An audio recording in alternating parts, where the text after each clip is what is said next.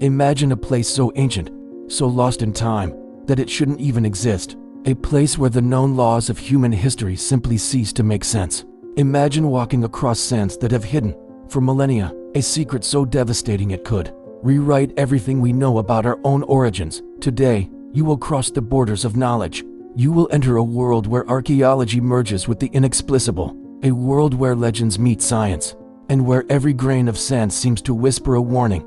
You are not prepared for what you are about to find. Think about what we consider certain. The first cities emerged only around 6,000 years ago. Before that, humanity was supposedly a primitive hunter-gatherer species, wandering in small groups, struggling merely to survive. But what if that narrative is wrong? What if, hidden in the depths of time, there is proof that our history is far older, far more complex, and far more terrifying than we ever dared to imagine? This is the story of the prehistoric city that should never have existed. The discovery begins almost accidentally, as if fate itself, tired of our misconceptions, decided to hand us a forgotten key. A group of amateur archaeologists, guided only by rumors and ancient maps, stumbles upon something that defies reality itself. Impossible structures, buried temples, unbreakable walls. First comes denial, then fear. The evidence challenges everything, not just what we know, but what we are willing to accept. Carbon dating's pushed so far back in time that, according to mainstream science, civilizations simply should not exist. Artifacts that should never have been forged, symbols echoing forgotten knowledge. But with discovery comes suppression. The forces that control knowledge understand that some truths are too dangerous to be revealed. Swiftly, the region is sealed. Oft researchers are silenced, and once again, the public is kept in ignorance. Yet, the deepest truths have a peculiar way of seeping through. Like a seed germinating beneath the earth, rumors grow, clues emerge. An insatiable curiosity awakens in the few who dare to question. This is the invitation to pull back the curtain of the official narrative, to gaze into the abyss of the past and ask, who really built these cities, and why did they vanish? In every excavated stone, an unanswered question. In every inscription, an echo of a forgotten voice. In every secret chamber, a challenge to our arrogance in believing we know everything. Prepare yourself for a journey that will challenge your understanding of humanity, that will make you question the very foundations of science, religion, and civilization itself. Because in the end, the real question will not be what have we found, it will be, what are we trying to forget? Welcome to the forbidden history. Get ready to question everything, because once you see the signs, there will be no turning back. It was the year 1997. In the vast and inhospitable Karahan desert, located in the central region of Anatolia, Turkey, an amateur archaeological expedition prepared for yet another fruitless search. Equipped only with old maps, local rumors, and relentless intuition, they had no idea they were about to find something that would forever change the course of human history. On the third day of exploration, under a scorching sun and cutting winds, one group member stumbled upon a strange formation beneath the sand. A small piece of stone, geometrically carved with astonishing precision, emerging from the ground like a bony finger pointing to the sky. Digging deeper, they uncovered a wall, not natural, but clearly shaped by human hands. The precision of the lines and the organization of the stones far exceeded anything attributed to that historical period. Initial communications sent to experts were met with skepticism, misinterpretation. They said, natural formations, but the amateur archaeologists persisted. Soon, staircases, underground halls, and temple-like structures emerged with each discovery. Doubt gave way to awe. The city's scale was staggering. Kilometers of hidden corridors, plazas, and altars. Initial carbon to 14 dating results threw everything into chaos. 14,000 years ago, a time long before the agricultural revolution, traditionally considered the beginning of civilization, human history would have to be rewritten. But the system resisted. Traditional archaeologists were quickly summoned to assess the situation. Official reports downplayed the findings. Natural formations, geological processes, they repeated, in a desperate attempt to preserve the untouched narrative. Meanwhile, small fragments of truth leaked out. Stories of hooded figures collecting artifacts at night, heavy excavation equipment being hastily removed. Local witnesses claimed to have seen unmarked helicopters landing in the excavated areas. The mystery only deepened, and among the researchers, a silent consensus emerged. Something extraordinary had been found, something that was never meant to come to light. But for those who had seen the city of Karahan with their own eyes, the secret was too great to be buried. This was only the beginning of the revelation. What would follow would not just challenge the official history, it would shake humanity's very understanding of its place in the universe. As the excavation advanced, the archaeologists encountered something even more astonishing. Not just stone structures, but evidence of sophisticated urban planning. The city's streets were aligned with geometric precision rivaling civilizations that would only appear thousands of years later. The architecture seemed to obey the principles of the golden ratio, mathematics so precise that, to the modern mind, it seemed inconceivable for such an ancient era. The most impressive structures were the temples, built from colossal megaliths, some weighing dozens of tons, positioned with perfect fit, without the use of mortar. How could prehistoric people have erected such monuments without modern tools, without the wheel, without cranes or lifting technology? The question hung in the air like a disturbing shadow. The temple walls were covered with intricate bas-reliefs, unknown animals. Stars ranged in patterns only astronomers would understand. There were clear representations of constellations, but not as we see them today. The stars were depicted as they would have appeared in the sky 14,000 years ago. Who could have possessed such advanced astronomical knowledge back then? In one of the largest central squares, the archaeologists found what appeared to be the remains of a massive astronomical observatory. Stones perfectly aligned with solstices and equinoxes. Each alignment seemed to echo a message. We knew where we came from. We knew our place in the cosmos. Among the findings, strange stone and metal devices also emerged, their purpose still a subject of speculation. Some believe they might have been measuring instruments, solar calendars, or even navigation tools. Yet more disturbing than what was found was what seemed to be missing. There was no sign of war, no evidence of destruction. The city had not been taken by invaders or devastated by conflict. On the contrary, it seemed to have been abandoned, in an orderly fashion, as if its inhabitants had voluntarily departed, taking only what they could carry. Why, in unofficial documents, some archaeologists suggest that a global catastrophe, a titanic event, forced the exodus. Others speak of a cosmic migration. An even more radical theory, proposing that the city was abandoned because its inhabitants were not from this world. Such ideas were deemed heretical by mainstream academia, and thus suppressed, ridiculed, forgotten. But for those who walked among the silent ruins, the sensation was undeniable. Something monumental had happened there, and the known history of humanity was nowhere near enough to explain it. As excavations deepened, the evidence uncovered began to surpass the limits of traditional academic understanding. First, there was the very stone used in the constructions, a type of hardened limestone mixed with mineral crystals, which, according to geologists, would require advanced knowledge of compaction and molding processes. How could a supposedly primitive civilization work with sophisticated geothermal techniques? Even more intriguing was the discovery of remnants of metallic bonds between stone blocks. Small samples revealed rare metals, such as iridium and platinum, used to strengthen the structures, material engineering that still challenges us today. And then came the artifacts, stone discs carved with patterns resembling circuits, crystal cylinders containing internal engravings, as if etched by beams of high-precision light. Some researchers suggested these objects might serve functions beyond our current understanding. Information storage, energy generation, symbolic portals.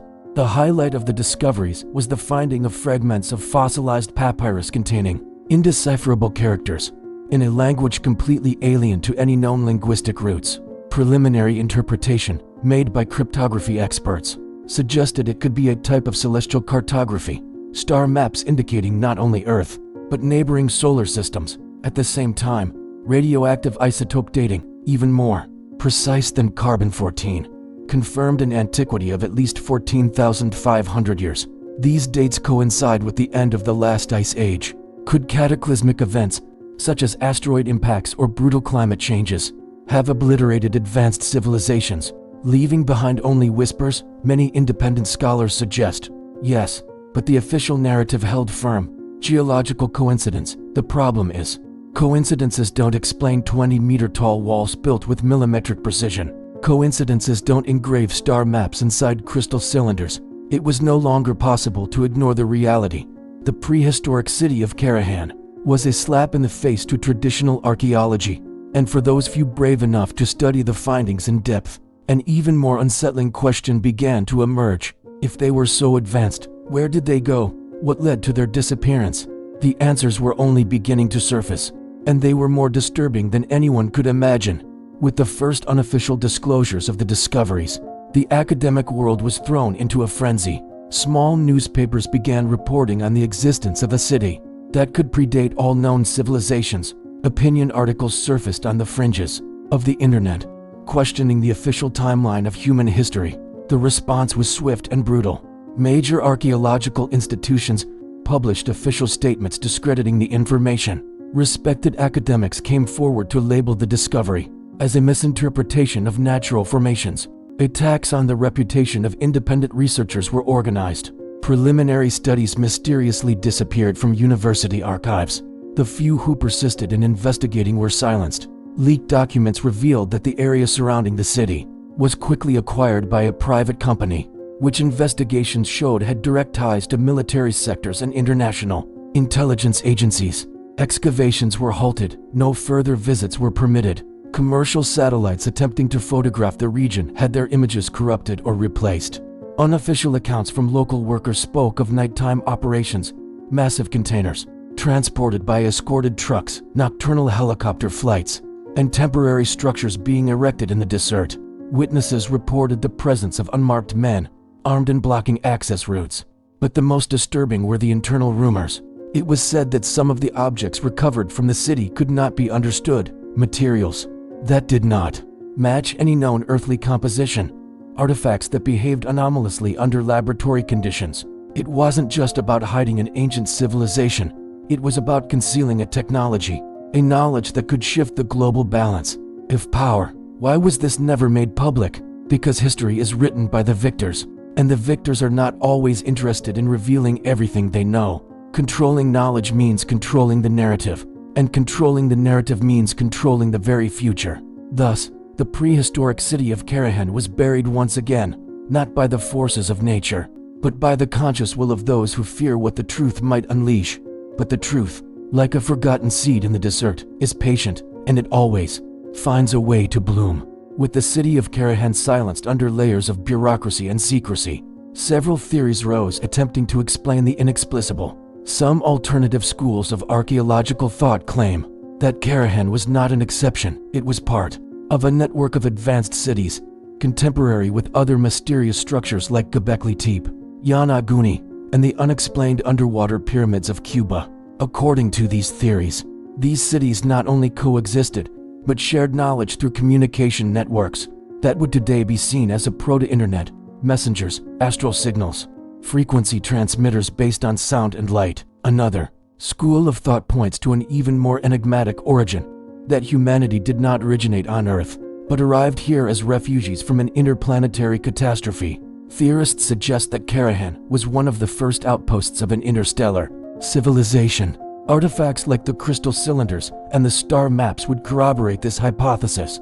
Secret documents, allegedly leaked by military insiders, describe that some of the recovered inscriptions detailed not only the solar system as we know it, but also trajectories of celestial bodies yet to be discovered. Within this context, even more unsettling hypotheses arise. What if the gods described in ancient mythologies were actually survivors of these interstellar civilizations?